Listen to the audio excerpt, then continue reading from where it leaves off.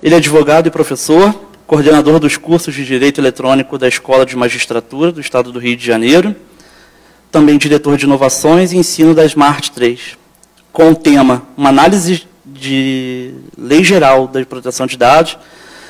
Deixo vocês aí com o Walter Capanema, por favor. Bem, senhoras e senhores, boa tarde. Sejam bem-vindos. Eu sei que depois do almoço sempre é um pouco difícil, ainda mais ouvir um advogado, mas eu prometo que não vou ficar com muito juridiquês. Quero agradecer ao amigo Lídio pelo gentil convite, ao UFRJ por ter um lugar tão legal e por acreditar também que um evento de segurança também possa ter advogados, pessoas do direito falando. Porque eu vejo o seguinte, eu vejo que cada vez é mais importante as pessoas da tecnologia conhecerem algumas coisas de direito, não precisa se formar em direito, mas conhecer alguns rendimentos, conhecer a lei, conhecer a Constituição, não só para conhecer os seus direitos como cidadão, mas conhecer os seus direitos e deveres como trabalhadores, para exercer seus trabalhos. E essa lei de proteção de dados é muito importante para isso.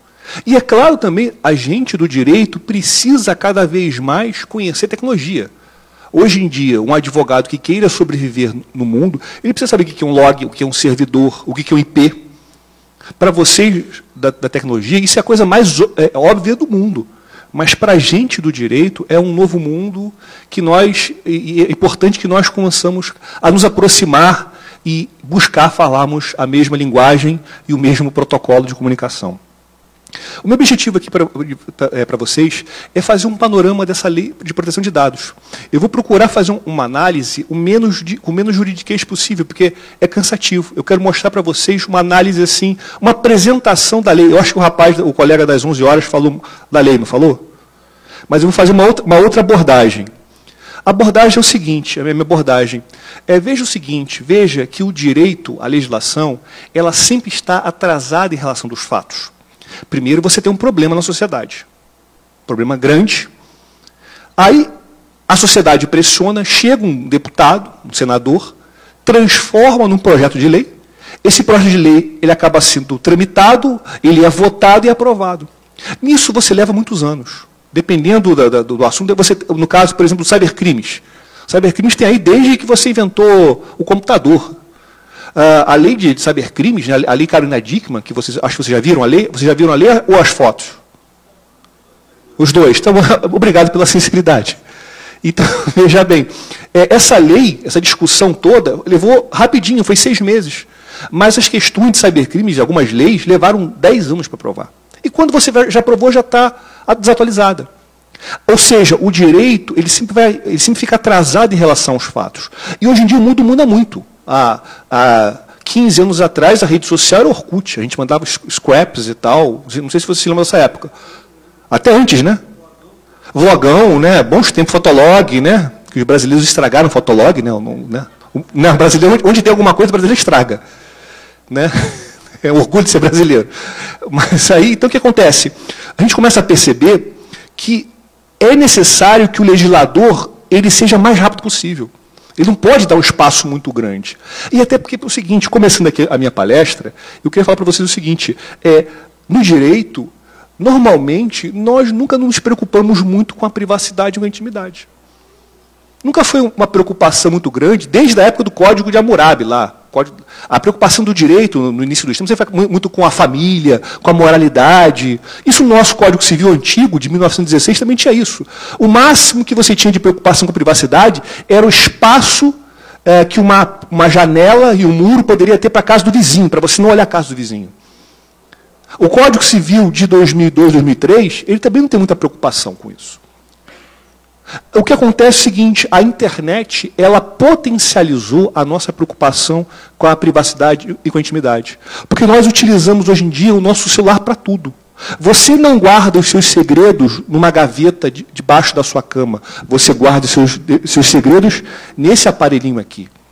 Que provavelmente os segredos são sincronizados com a nuvem. Não é isso?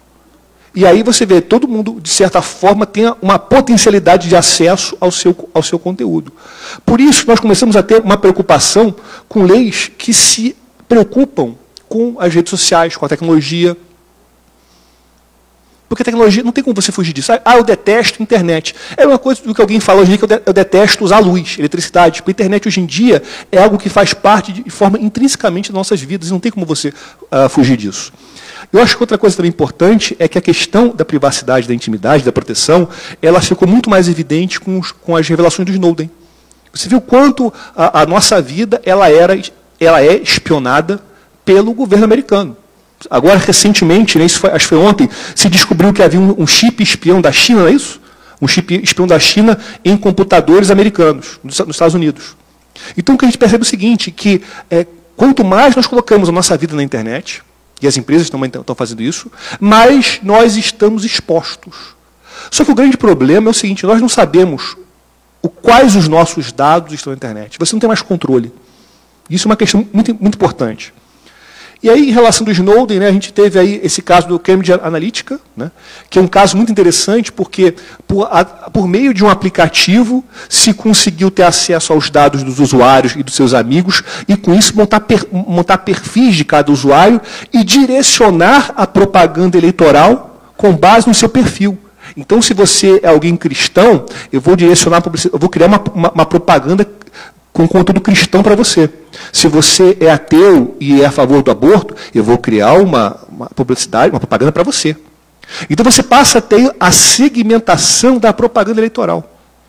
Talvez seja a primeira vez que nós tivemos isso no mundo. E outra coisa que eu acho muito importante comentar é que a quantidade de dados que são vazados. Né? Eu acho que vocês conhecem os dois primeiros e o terceiro, eu acho que vocês não conhecem. Né? É o LinkedIn, o Netflix, o LinkedIn e o Porn. Então, vazaram os dados do Netflix, LinkedIn e o Porn. Ontem vazou parece que tem um vazamento de dados da Apple. Não é isso? Tem um vazamento de dados da Apple. Semana passada, teve vazamento de dados de outra empresa. Então, você vê que há uma constância de vazamento de dados.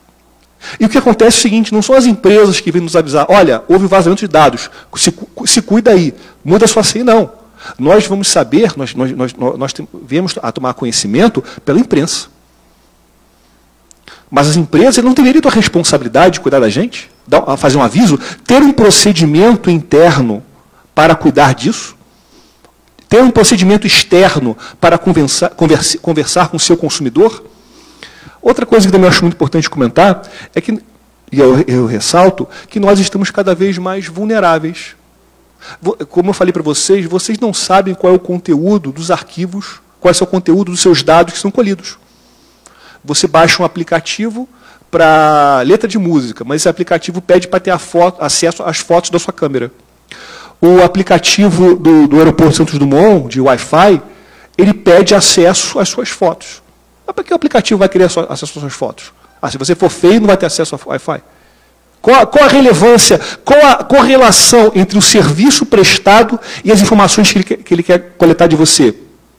Por isso que a gente percebe que o mercado de aplicativos e de jogos, que seja, o objetivo deles não é fornecer um aplicativo maravilhoso, é você fornecer um aplicativo de graça para pegar dados dos seus usuários e revender. Esse é um modelo de negócio que a gente percebe nesse mundo de aplicativos e jogos. E outra coisa que é importante, e que mostra que nós estamos muito vulneráveis, é algo como esse. Vários sites técnicos falam que o aplicativo do Facebook deixa o celular ligado o tempo todo, o microfone ligado o tempo todo. E aí? Você sabia disso? Ele fala que não, Zuckerberg falou que não. E eu confio no Zuckerberg. Não sejam maldosos. Por favor. Como? Exatamente, confio no nosso colega brasileiro, Canarinho. Mas o que acontece é o seguinte, vocês vão confiar, ele falou que não. Como você, usuário e consumidor, vai saber que aquele conteúdo realmente é verdadeiro? Você não sabe. Então, olha como nós estamos cada vez mais vulneráveis. Né? E aí surgiu essa lei de proteção de dados. Eu falei um monte de problema, para quê? A ideia dessa lei é procurar resolver grande parte desses problemas. Proteger os nossos dados enquanto cidadãos, enquanto usuários, enquanto consumidores. Essa lei ela foi aprovada agora em 2018, né? Ela foi publicada dia 15/8, e ela vai entrar em vigência no Carnaval de 2020. Não se esqueçam. Carnaval de 2020.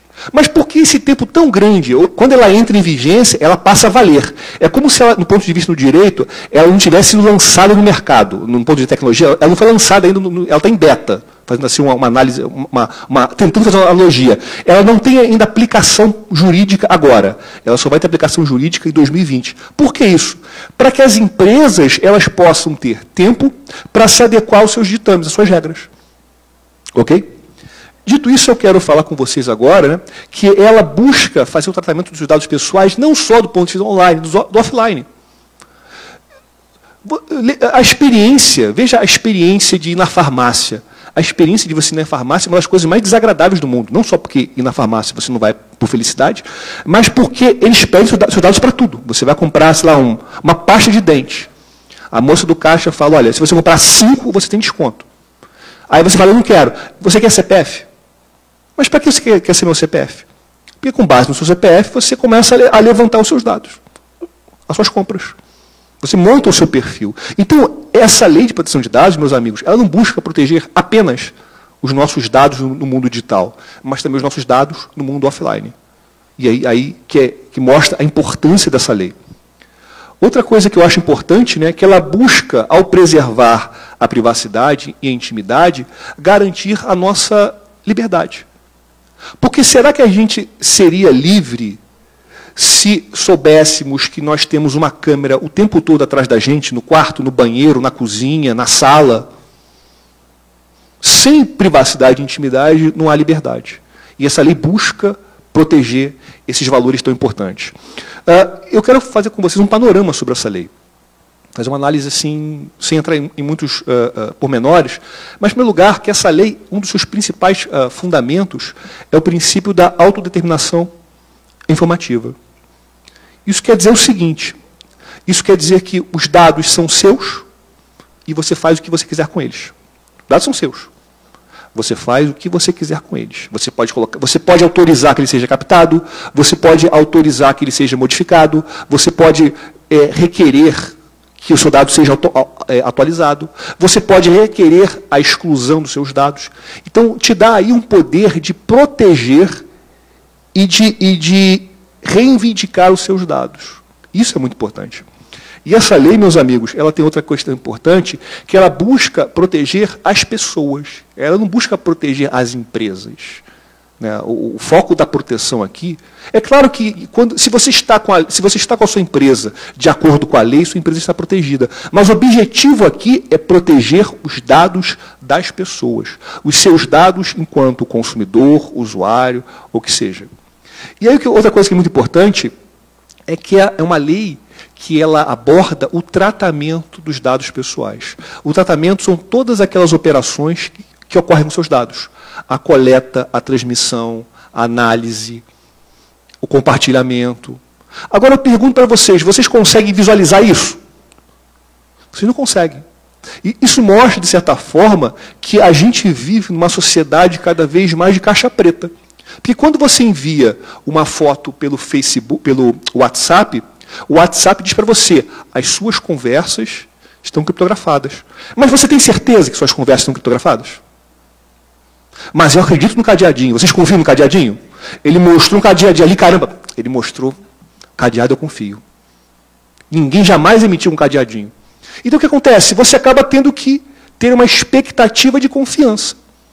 Não tem como você, usuário, verificar se aquela promessa está sendo cumprida. Olha, de novo, a nossa vulnerabilidade. Olha como nós estamos enfraquecidos de acordo com a tecnologia. Nós temos muito menos informação do que a empresa do outro lado. Estão compreendendo? Outra coisa que eu acho importante comentar é que essa lei, ela se aplica, não sei se consegue ver para quem está de longe, a vários tipos de situação. Se você tem, até se depois quiserem eu deixo o slide para vocês. Vocês querem? Mas tem que preencher um formulário, tá? Com um negócio lá, deixar o seu dado.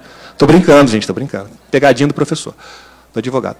Mas acontece o seguinte, ela vale, ainda que a empresa não esteja sediada no Brasil. Então você pode ter, por exemplo, o Facebook.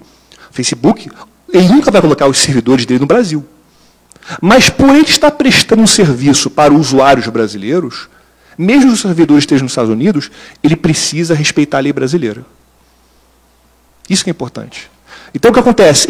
Nós temos que proteger os dados dos usuários brasileiros e dos usuários que estão no Brasil.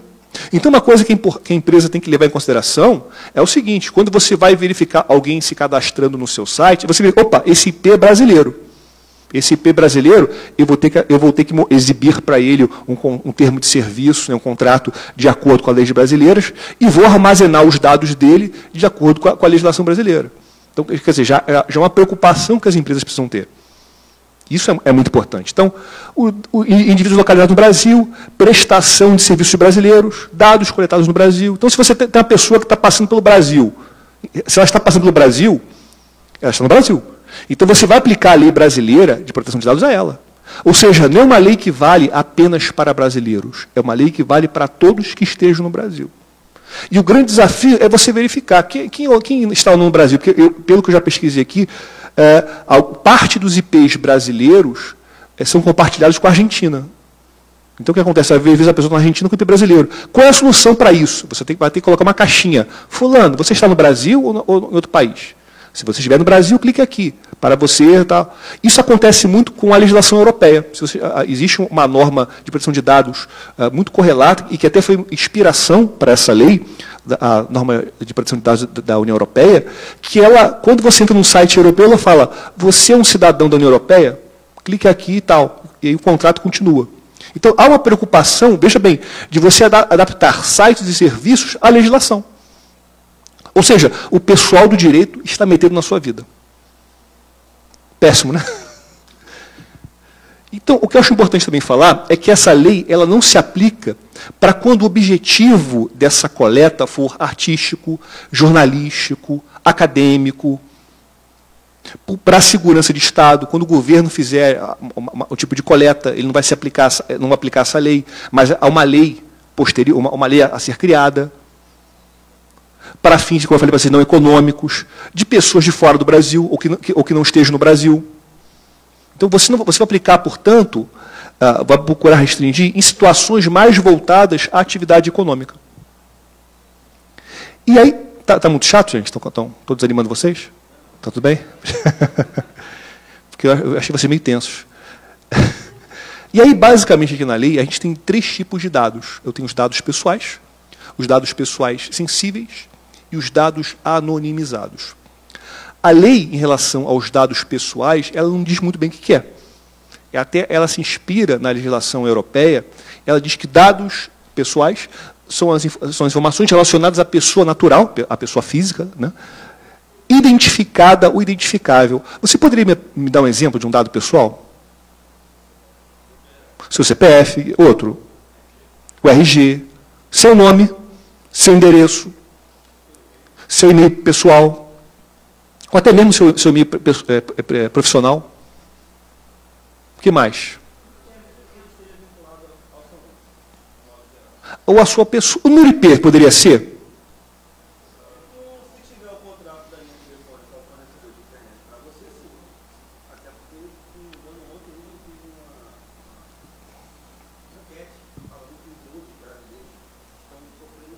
Ataque, né?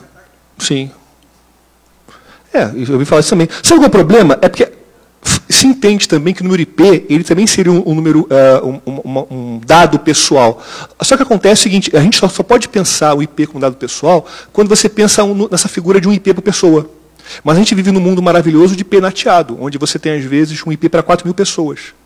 Será que nessa realidade de IPs nateados nós podemos pensar que o IP seria um dado pessoal? Porque eu acho que, inclusive, o padrão no Brasil é ter IP nateado, não é verdade? Estou certo? Hã? Sim. O endereço, exatamente, bem lembrado. Sim. Isso se você, de repente, tiver uma pessoa que acessa aquele computador só. Endereço MAC. Perfeito. Sim. E aí você tem um conceito de dados pessoais sensíveis. Dados pessoais sensíveis, meus amigos, aí a lei ela dá um exemplo. Dado pessoal sensível, basicamente, é tudo aquilo que você não pode conversar no WhatsApp hoje em dia. Né? Você não pode falar sobre origem racial, étnica, convicção religiosa, opinião política, filiação ao sindicato, organização de caráter religioso, filosófico, político, dado referente à saúde ou à vida sexual, dado genético ou biométrico, quando vinculado à pessoa natural. Então, veja bem, esses dados que, de certa forma, permitem qualificar quem você é, dizer quem você é com mais precisão, que dizem mais respeito à sua intimidade, esses dados eles vão ter uma proteção maior da lei. Esses dados, em grande parte deles, alguns dados deles podem ser compartilhados. Por exemplo, dado de saúde, como regra geral, não pode ser compartilhado para fins econômicos. Porque imagina a festa que as empresas vão fazer. Diga.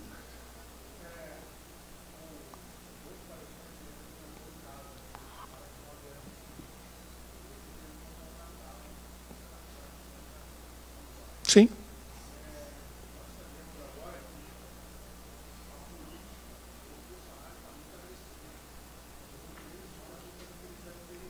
Sim. Aham. Uhum.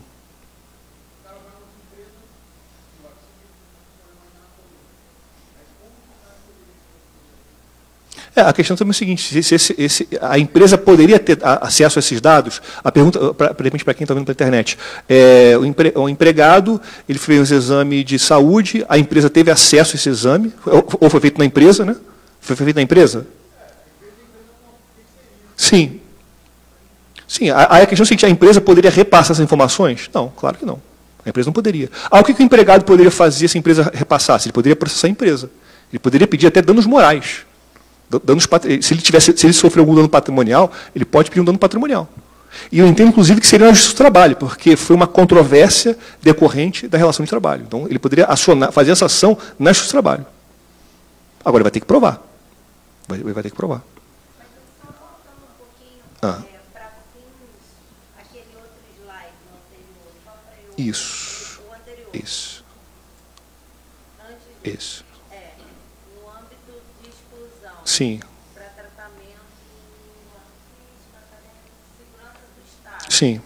Porque teve esse ano teve uma repercussão, um questionário do município do Rio, em que era perguntada a religião dos guardas municipais. Então, isso entraria de algum... Eu acho que não. Isso não tem a ver com segurança do Estado, isso tem a ver com a administração pública. Então, nesse caso, eu entendo que esse tipo de medida é abusiva. Eu entendo que é abusiva. Assim como você tem, por exemplo, o CAPES pergunta a sua raça. Ali no currículo Lattes. Ele pergunta a sua raça. Eu acho que isso não é... Para quê? Eu sou índio. Qual a relevância de eu ser um pesquisador índio? Qual a relevância do Lattes saber que eu sou um pesquisador índio? Não tem relevância nenhuma. Então, eu acho que essas duas medidas são abusivas. Com data vênia. A gente usa data vênia para se resguardar. E o que eu acho importante aqui, esses dados pessoais sensíveis, eles dizem muito sobre você. E muitas vezes você já entregou no Facebook.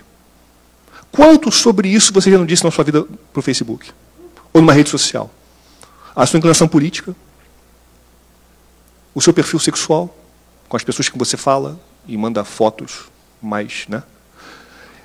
E aí você tem também os dados, esse caso que é interessante, que esse caso mostra, esse caso aconteceu esse ano, esse senhor aqui na foto, que realmente não está muito feliz, ele está preso, porque ele foi um serial killer que atuou nos Estados Unidos durante 40 anos. Ele estuprava e matava as mulheres. E como é que ele foi descoberto? Como é que se descobriu esse cara? Na realidade é o seguinte, a polícia americana, durante 40 anos, foi coletando todo o material genético que ele deixava, todo o esperma que ele deixava no local do crime, e armazenando. Isso antes mesmo de você ter o DNA. E armazenando. E nunca se encontrava esse cara. E não tinha, procura esse cara em tudo quanto é lado. Não se encontrava esse cara. Um dia, um investigador, assim, ó, já que eu vou me aposentar, eu vou fazer um último teste. Ele pegou esse código genético desse camarada, né, jogou num site de genealogia e verificou quem é parente desse cara, qual a relação genealógica que eu tenho com esse cara. Ou seja, quem é o parente dele, aí jogou no banco de dados, verificou que esses dados genéticos tinha relação com um cara de 1800 e alguma coisa. Aí verificou quem é o parente desse cara de 1888 que morou na época dos crimes naquele local. Chegou até esse senhor aqui. Qual a discussão que você teve aí? Você teve a utilização de dados pessoais sensíveis, dados envolvendo o dado genético, sem autorização judicial e sem autorização, consentimento do particular, do proprietário. A pergunta é, essa prova é lícita ou ilícita? É válida ou inválida? Inválida. Vocês vão soltar esse serial killer?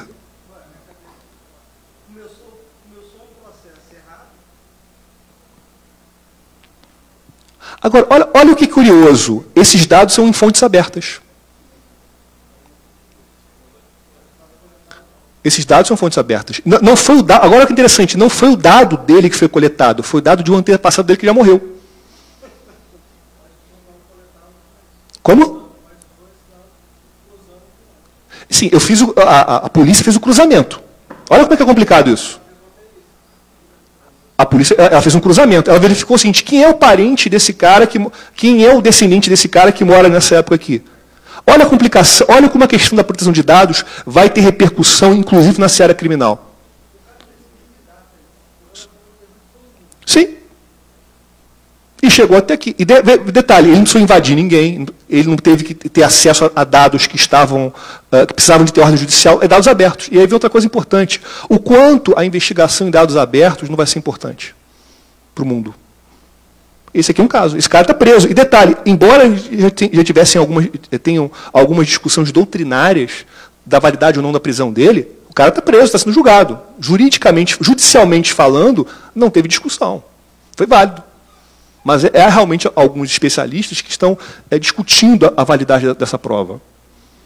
E era o cara mesmo. Pegaram o DNA dele, confrontaram com esperma, era o cara mesmo.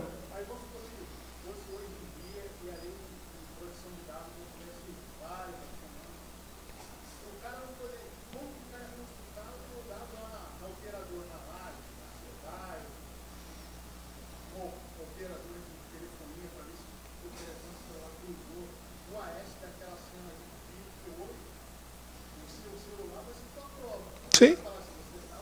Sim. Até porque isso que você falou é muito importante. Vou dar um exemplo de como os dados são relevantes para a investigação policial. Foi assassinada uma moça na rua.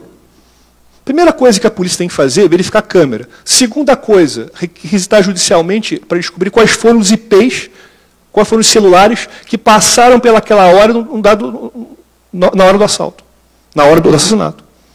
A pergunta é, isso tem validade jurídica? Não seria o equivalente, aí eu vou jogar para o lado direito, a você fazer uma busca e apreensão genérica? Isso acontece muito. Olha, eu quero uma busca e apreensão na favela toda. Não, você não pode fazer isso. Você tem que dizer qual caso da favela que você quer mexer. Será que quando eu faço esse tipo de pedido em relação ao IP, eu estou fazendo a mesma coisa em relação... Você está entendendo? Estou viajando muito? O pessoal está entendendo? Lá, inclusive...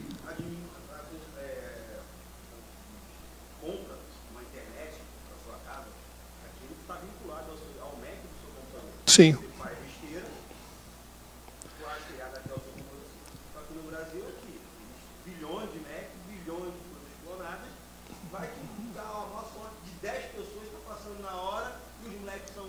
Exatamente. E outra coisa, a legislação americana ela é muito mais liberal em relação ao acesso à prova. Por exemplo, para o Ministério Público e a polícia ter acesso a uma conversa pelo Skype ou por alguma coisa, ou para ter acesso ao seu computador, é preciso uma ordem judicial. Lá nos Estados Unidos, você tem normas específicas, lá tem um monte de norma, que a polícia ela pode requisitar diretamente o seu computador, ela pode ter acesso sem precisar de ordem judicial. Tem norma para isso. Então lá a coisa é muito mais complicada. É muito mais complicado. Aqui a gente tem mais proteção jurídica. Por um lado é bom para quem é inocente, por um lado é ruim para quem acusa, porque você vai precisar de mais ordens judiciais para poder chegar a produzir prova. Mas voltando aqui ao nosso conteúdo tão trepidante, eu tenho também a figura dos dados anonimizados. Ou seja, são aqueles dados em que eu não possa vincular a uma pessoa. A pergunta é, será que realmente nesse nosso mundo de Deus existem dados anonimizados? Verdadeiramente anonimizados? Ou será que sempre não vai ter alguma maneira de eu conseguir fazer a volta e chegar até a pessoa? Isso é um dos grandes desafios. E talvez seja uma das coisas mais tortuosas da proteção de dados. Olha, você pode armazenar os dados anonimizados. Mas como é que eu vou fazer esse processo? Ah, você tira o nome da pessoa dos dados. Só tirar o nome está bom. Mas aí você manteve o IP. Mas será que de repente pelo IP eu não consigo? Ah, mas você tira o nome da pessoa e coloca um código. Mas se eu reunir os códigos e não consigo chegar à pessoa, isso eu acho muito interessante, porque tem uma teoria do direito, que é essa aqui, a teoria do mosaico. A teoria do mosaico é uma teoria muito interessante, que mostra o seguinte, que, embora eu tenha dados que sejam anonimizados, portanto, eles sejam irrelevantes, né, eu posso reunir esses dados irrelevantes e formar uma grande figura, um grande mosaico, né, com pequenos dados anônimos. Né? Eu forco uma pessoa. E a melhor prova de que isso é verdade, isso pode acontecer, foi esse caso aqui que aconteceu nos Estados Unidos, que a AOL ela liberou a ferramenta de procura da AOL, não sei se lembra da AOL, acho que nem existe mais, existe a AOL. Tinha um anúncio da Xuxa, né, da Carla Pérez, né, desse Gonçalves, que Deus a tenha. Não tem nada a ver com a nossa palestra, mas fica um minuto de silêncio para não gravar nada. É público. Então, o que acontece? Eles liberaram na ferramenta várias procuras, colocava assim, usuário tal, não colocava o nome, usuário, aqui no caso, 4417749, cachorro, homens acima de 60 anos, remédio para enfisema, só isso, só o número do usuário, o código e a procura. Com base nesse tipo de informação, se conseguiu chegar a essa senhora. Ou seja, eram dados anonimizados. Mas os dados anonimizados, uma vez reunidos, se permitiu chegar àquela pessoa. Então você tem que ter aí uma coisa nos dados anonimizados, a impossibilidade de reuni-los. Você tem que ter um critério no seu banco de dados que impeça que esses dados sejam reunidos. E como é que você vai fazer isso? Alguém já trabalhou com a anonimização de dados? Como é que você faz? Não faz uma boa resposta. Fazer uma procura de questões que linkam e tirar o link, só que a pessoa relinka, vai no Big Data. Então, não tem como ter uma segurança perfeita. E você trabalha com isso, não trabalha? Então, você que trabalha com isso diz que não dá para fazer. Então, se ele que trabalha com isso diz que tem que fazer, eu não vou falar mais nada. Você já disse tudo. Porque tem como você recuperar tudo, não tem? Então, pronto. Então, você veja que isso daqui vai acabar sendo uma letra, a lei vai ser letra morta. Sempre vai ter. E a empresa vai sempre prometer, olha, se os dados estão anônimos, mas o nosso amigo, qual é o seu nome? Fernando Alberto falou que não. E Fernando Alberto trabalha com isso. Eu não vou brigar com o Fernando Alberto. Se você trabalha com isso, você sabe mais do que o pessoal da lei, inclusive. Então, aqui eu dou um exemplo de anonimato, deixa outra coisa importante aqui para vocês. O interessante falar aqui também é que a Lei Geral de Proteção de Dados, ela trabalha com algumas partes. Não sei se eu estou passando o tempo, deixa eu ver, não, tem tempo. Eu tenho basicamente aqui o titular, eu botei aqui a moça, né? O usuário, né? E eu tenho aqui essas duas figuras, que é o controlador, né? A empresa que acaba detendo os dados, e o operador. O operador, que é a empresa que acaba sendo a delegatária, né, a empresa que obedece, que obedece às ordens do controlador para captar os dados. Ou seja, esse aqui manda e esse aqui obedece. E tem esse camarada aqui que é o encarregado. O encarregado é aquela pessoa que ela vai ser uma ponte entre as empresas e o usuário e a autoridade de proteção de dados. Eu acho que essa figura aqui é uma figura que vai ter muita demanda, né, que eles chamam do DPO, né, da pessoa que trabalha com a privacidade, se pergunta se ele poderia ou não se deveria ou não ser empregado dessas empresas. Eu vejo, pensando aqui, que a lei não fala nada sobre isso. A lei não exige que esse encarregado seja empregado. Então, eu penso aqui, estava pensando no carro vindo para cá, que, de repente, você vai ter uma figura muito parecida com o administrador de condomínio. Você tem aquela pessoa que não está vinculada por fins de trabalhistas a uma empresa, mas que presta um serviço de administração. Então, eu acho que você pode ter um encarregado que presta serviço para várias empresas. É uma possibilidade. E eu vejo que esse é um mercado aqui para o pessoal que trabalha com TI, principalmente, muito grande.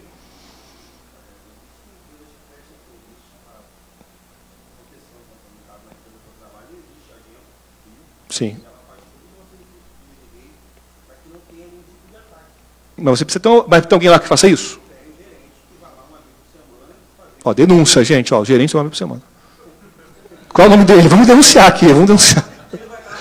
Vai dar palestra aqui? É ele, Ih, rapaz, eu vou falar para ele. Depois... Sim. E você gosta dele? Tá bom. Então, denúncia. Viu? Minha palestra é denúncia. Vai.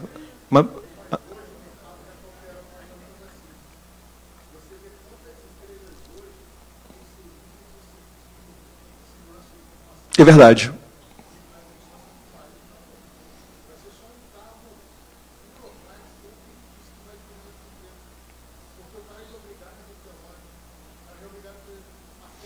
Mas você não acha que você falou que é um cargo burocrático e fictício, mas você acha que essa função aqui ela é irrelevante?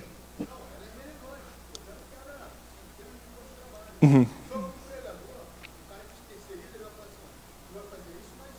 É. E principalmente se alguém que conheça a lei e conheça a privacidade, ou seja, você tem alguém que seja da área de TI, que conheça direito, essa parte jurídica, e que entenda de privacidade, tenha certificação de privacidade. Boa ideia. Inclusive, eu vou lançar um. Não sei se eu posso fazer merchan aqui, mas olha, eu tenho muito não. A gente do direito está sempre atento. O que eu quero dizer é o seguinte, é cada vez mais importante o pessoal de TI ter conhecimento jurídico.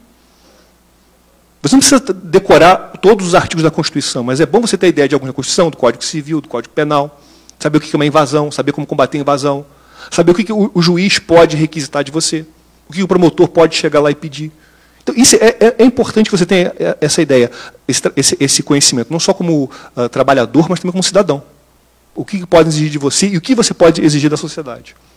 Outra coisa que eu acho importante é que para você ter acesso, para você fornecer os seus dados para que eles sejam tratados, você tem duas formas, com consentimento e sem consentimento. O consentimento, meus amigos, é justamente concordar, né, em ceder os seus dados. Ok. Mas vem aquela pergunta, alguém lê contrato? Quem lê um contrato? Ele lê o contrato. Mas você lê o contrato por quê, meu amigo? O que te levou a ler contrato? Curiosidade.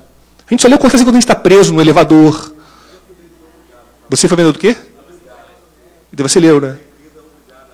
Você leu o contrato. Mas a empresa é boa, porque você está falando mal de todo mundo aqui hoje, hein? Isso é perigoso. Pomba, esse cara é perigoso. Não filma ele, não. Deixa ele aí. Então, o que acontece? Os contratos são gigantescos. Você vê o contrato do Facebook, WhatsApp, são todos contratos gigantescos que ninguém lê. Então, você acaba dando o seu consentimento sem saber para quê. E mais ainda, você não sabe se aquele seu consentimento está sendo entendido. Então, vou pegar aqui um exemplo do consentimento que é destacado, né? Esse aqui do aplicativo do Starbucks.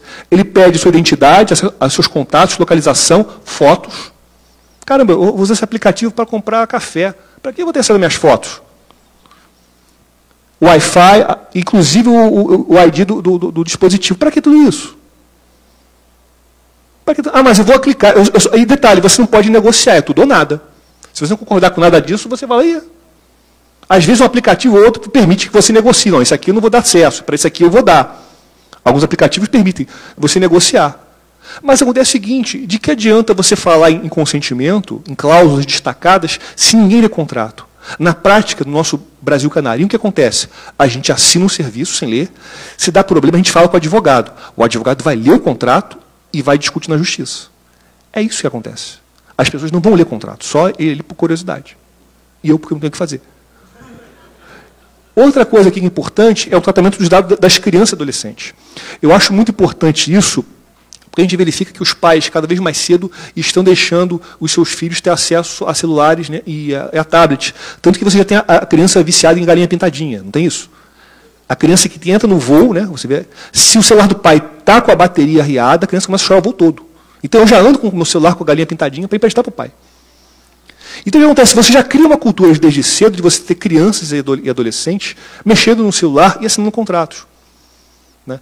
Obviamente, do ponto de vista jurídico, um contrato que é assinado por uma criança e adolescente não tem qualquer validade jurídica, a não ser criança, né, que seja relativamente capaz. O que é importante falar é o seguinte, que o consentimento da criança e adolescente ele tem que ser fornecido pelos pais, no melhor interesse da criança. E os pais vão pensar nisso? Não, assina logo isso porque ele cala a boca. Então, não adianta você criar tantos requisitos bonitos, maneiros e legais, se as pessoas não vão observar isso. Mas o consentimento tem que ser dado pelos pais. E fica complicado do ponto de vista da empresa. Como é que a empresa vai saber que quem deu aquele consentimento no aplicativo, no contrato, foi o pai ou foi a criança?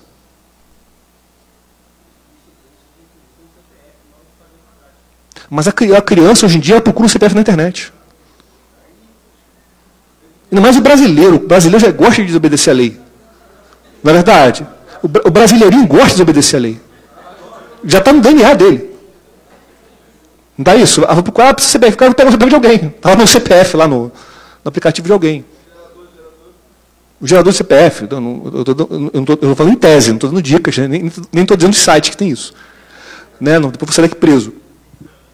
Outra coisa que eu acho importante falar, né, é que você tem hipóteses em que você não vai ter o consentimento, como você pode utilizar um processo, por uma questão de Estado, por uma questão de segurança. E o que é importante falar, que eu acho aqui talvez uma das coisas mais importantes da nossa palestra, os direitos que você tem. Eu falei até agora da proteção. Você, na qualidade de titular, na situação de consumidor, de usuário, que seja, você tem direito de informação, direito de retificação de revisão, direito de portabilidade e direito de exclusão. Eu vou explicar para vocês rapidamente cada um deles. Em primeiro lugar, direito de informação. De informação, meus amigos, ele tem a ver especificamente com quais dados, de você saber quais seus dados que foram coletados, quanto tempo eles vão ficar armazenados, o que vão fazer com esses seus dados, se seus dados foram repassados para terceiros. Isso é muito importante. O que acontece é que as empresas elas coletam seus dados e armazenam para sempre. Eu conto uma história que é verdade, já conto essa história já há uns 5 ou 6 anos, mas é verdade. É aquela piada que você repete sempre, porque às vezes ela funciona, eu espero que funcione. É o seguinte, vou contar. Por favor, riam. É o seguinte, eu comprei um livro na Saraiva em 2005. E esse livro me persegue para sempre. Não funcionou. E o que acontece? Esse livro, eu entro na Saraiva agora, o que a Saraiva fala? Walter, você comprou um livro em 2005. Por favor, gente, ri aí. Então não vou usar mais essa piada. Obrigado. E aí o que acontece? Há mais de 10 anos, a Saraiva está usando meus dados. Não deveria ter um tempo útil de guarda dos nossos dados? Porque, veja bem, se eu sou um mau pagador, o meu nome só pode ficar no Serasa por 5 anos. Mas se eu sou um bom pagador e tenho boas informações, as minhas informações também não deveriam ter uma vida útil, porque se você guarda informações demais de alguém, você permite que a empresa saiba demais da vida de alguém. Será que as empresas podem saber demais da nossa vida? E montar um perfil nosso, assim, o mais fidedigno possível? Isso eu acho muito sério. Outro direito que eu acho importante é o direito de retificação de revisão. O direito de retificação ele tem a ver com você modificar os dados que a empresa tem mandado. Então ela colocou um dado lá, você acha que esse dado ele é errado, você tem o direito de pedir a retificação. Você fazer alguma pergunta? Diga.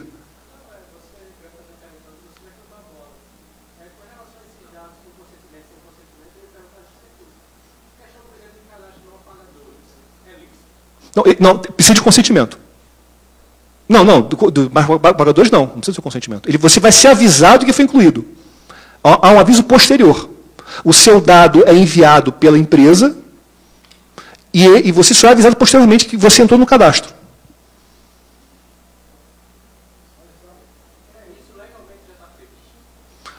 Não é uma previsão legal especificamente disso. Isso é uma prática de mercado que é admitida pela jurisprudência.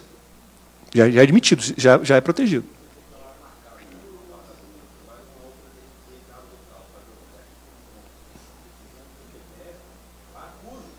Isso não é bom? Pensa pela empresa. Mas aí eu pergunto para você, do ponto de vista do comércio, não é bom ter uma proteção? Porque o objetivo dessa medida é proteger o comércio, dos maus pagadores.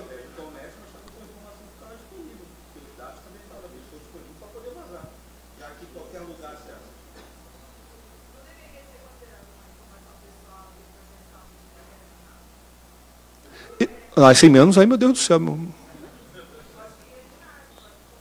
Não, eu sei o que você quer dizer, você está usando o entendimento da lei de acesso à informação, que tem a proteção de dados de pessoas sem anos. Mas, veja bem, a lei de acesso à informação, ela trata aí de situações relacionadas a dados que estão na administração pública. E aqui são dados públicos, de caráter público, é um banco de dados público, de caráter público, mas com empresas privadas. É uma outra situação. Eu entendo que não, porque é o seguinte, qual é o interesse de você proteger 100 anos os seus dados de CPF? Eu vejo que na lei de acesso à informação você poderia proteger 100 anos um dado da sua intimidade, um dado que diga respeito a um conteúdo seu que, se vazasse, traria um gigantesco prejuízo à sua vida. É uma interpretação que eu faria aqui. Por isso que esse dos 100 anos. Essa proteção de 100 anos. Eu acho que não. Porque senão, poxa, seria demais. Mas eu acho que tem que ter alguma uma forma de proteção.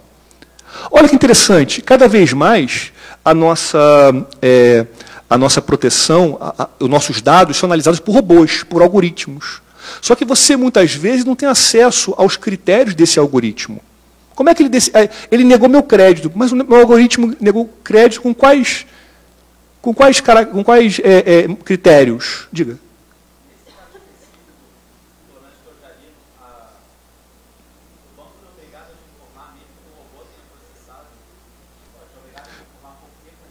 Na realidade, o que acontece é o seguinte, o artigo 20, ele diz que você tem o direito de você informar os critérios que o banco utilizou, direito de informação, e mais ainda, o artigo 20 da lei te dá o direito de exigir uma revisão feita pelo humano. Espera aí, então o algoritmo me barrou. Então eu quero que haja uma revisão feita pelo humano. E é importante que você saiba, e aí vai ser uma queda de braço grande, em descobrir quais são os critérios que a empresa utilizou para te analisar. O que as empresas vão dizer é o seguinte, olha, esses critérios estão protegidos por propriedade intelectual, propriedade industrial, não posso revelar. Não, os critérios você tem que dizer. Então você vai dar mais peso se eu sou homem com maior de 40 anos. Então eu tenho mais chance de ter crédito. Eu sou vascaíno, meu Deus do céu, eu tenho mais chance de ser depressivo e não ter dinheiro para pagar. É uma realidade. Mas aí o que acontece? Você tem que mostrar para mim, a empresa, quais são os critérios. Tem a ver com a informação, e tem a ver com esse segundo direito que nós temos, de direito de revisão, uma revisão humana. Olha só, o titular dos dados que tem direito a solicitar para revisão, por pessoa natural, de decisões tomadas unicamente com base em tratamentos automatizados de dados pessoais que afetem seus interesses. Inclusive decisões destinadas a definir o seu perfil pessoal, profissional, consumo de crédito. Veja bem, não tem a ver apenas com crédito, não, até tem a ver com perfil pessoal. O seu perfil de usuário. De repente, você pode ser um usuário na rede social mais ativo. Então, se você é mais ativo, você vai ter direito de ver outros arquivos, outros posts que sejam mais relevantes. Você é um usuário chato, que seus posts são normalmente denunciados. Então, o âmbito de acesso das pessoas a seu post vai ser menor. Eu não duvido que as redes sociais já implementem isso. Eu não duvido. Às vezes a gente já tem perfil e nem sabe em rede social. E a gente poderia até questionar se elas não implementam isso de forma institucional e partidária. Sim. Isso vai dar uma briga boa. Isso é uma briga, até porque há uma discussão nos Estados Unidos se algumas empresas elas não teriam viés político. A discussão foi feita em relação ao 10 minutos, em relação ao Twitter, porque o presidente, o CEO do Twitter, falou que ele e a empresa têm um viés de esquerda. Não, ele pode ter o viés que ele quiser, mas será que esse viés dele não está, digamos assim, contaminando os posts? Ou seja, eu vou denunciar perfis de direita? Isso é importante que ele seja claro. Ele pode ser o que ele quiser, mas será que essa visão dele está no conteúdo dele? Ou então outros sites que sejam de direita, o cara é de direita. Mas espera aí, você está contaminando o seu site e a sua visão dos seus usuários com base em conteúdo de direita? Isso é importante que seja claro. E vai ser uma briga grande. Outra coisa que eu passo aqui para vocês é o direito de exclusão. Os usuários têm direito de excluir seus dados. Isso acontece? Eu não sei. Você pede para excluir o perfil do seu Facebook, beleza. Quando você volta lá de novo, cria de novo, está o perfil todo de volta. Olha, eu prometo que apaguei, hein? Vai com Deus. Vai com Deus. Aí você sabe se ele apagou, você não sabe. Olha a nossa vulnerabilidade aqui. Eu não sei se aquela norma, se o nosso direito foi efetivamente garantido. Não. Olha, eu apaguei, hein? Vai fundo. Outro direito, portabilidade. A portabilidade, ela estabelece aí o direito que o usuário tem de pegar os seus dados e migrar de plataforma. Lembra autodeterminação informativa? Dados são meus. Eu pego a minha playlist do Spotify e levo para o outro aplicativo. Eu poderia fazer isso? Posso. Eu poderia fazer isso. Mas é importante, aí vem um desafio tecnológico, que exista uma interoperabilidade entre os bancos de dados. Ou seja, o formato que o cara vai me passar meus dados, eu possa utilizar em outra rede. De nada o cara me fornecer meus dados num formato místico e oculto que eu não posso utilizar em lugar nenhum. Esse formato de dados tem que ser interoperável. E outra coisa que eu queria falar com vocês, não sei se vai dar tempo, da responsabilidade civil. A responsabilidade civil quer dizer o seguinte: se alguém fez a besteira, tem que pagar. Vazou dado, quem vai ter que pagar? Mas aí eu vou falar o seguinte: eu sou advogado da empresa. Olha, a empresa tomou todas as medidas de segurança possíveis. Eu tinha todas as certificações do mundo. Não aconteceu nada de nada. Alguém descobriu um zero day, invadiu. E aí? Eu culpo o fabricante, mas o fabricante fala assim: não tem nada a ver com isso. Não, alguém vai. Olha, eu tenho um banco de dados. Alguém invadiu. Eu sou uma empresa. Alguém invadiu meu banco de dados, teve acesso aos dados dos meus funcionários e dos meus consumidores e vazou na internet. Os meus consumidores me processaram, pedindo danos morais pelo vazamento dos seus dados pessoais. O que você, advogado da empresa, falaria? Sim.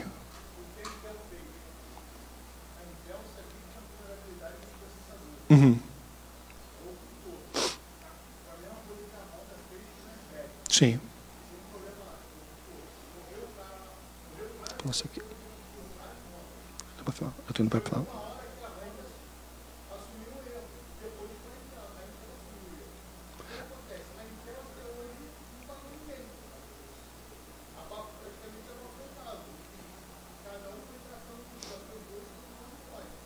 Mas aí se alguém processar, o que você vai fazer? Mas eu, se eu fosse advogado de um consumidor, eu ia processar a Intel.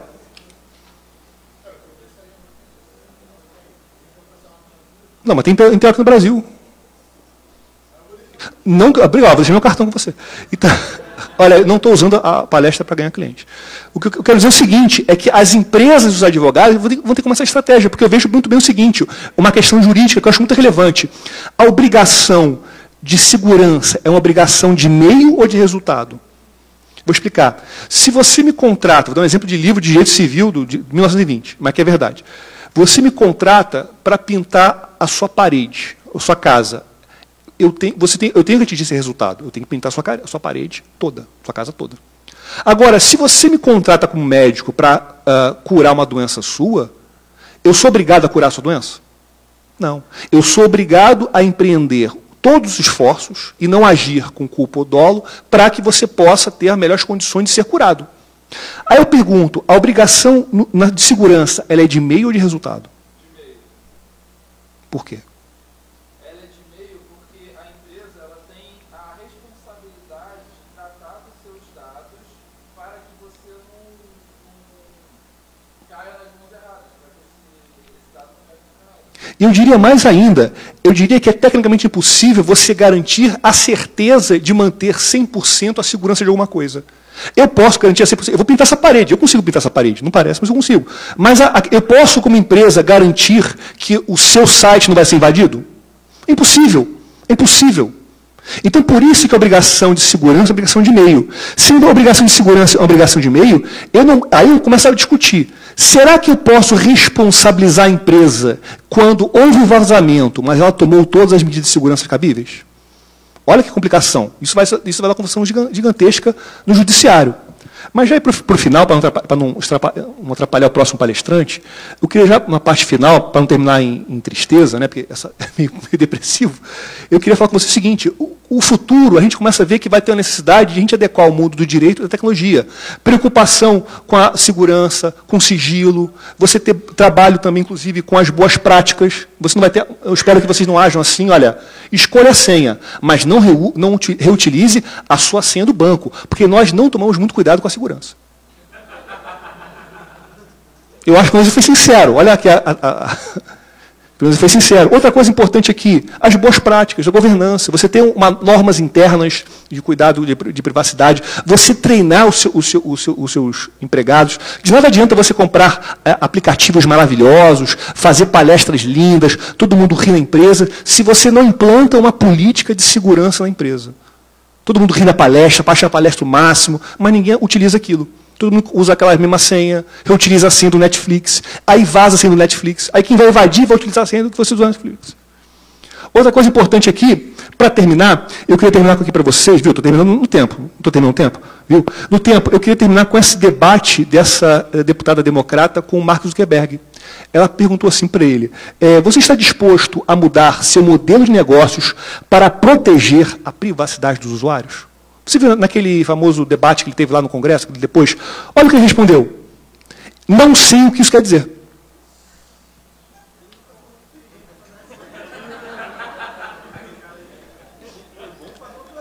Então, dito isso, meus amigos, eu vejo que cada vez mais nós temos que unir o direito e a tecnologia. Essas ciências que parecem tão distantes, eu acho que a internet e a proteção de dados está unindo. Né? Que bom que nós temos um casamento entre essas duas ciências tão importantes. Dito isso, olha, muito obrigado. E tem aqui meu contato para quem quiser falar uma coisa. Obrigado, gente.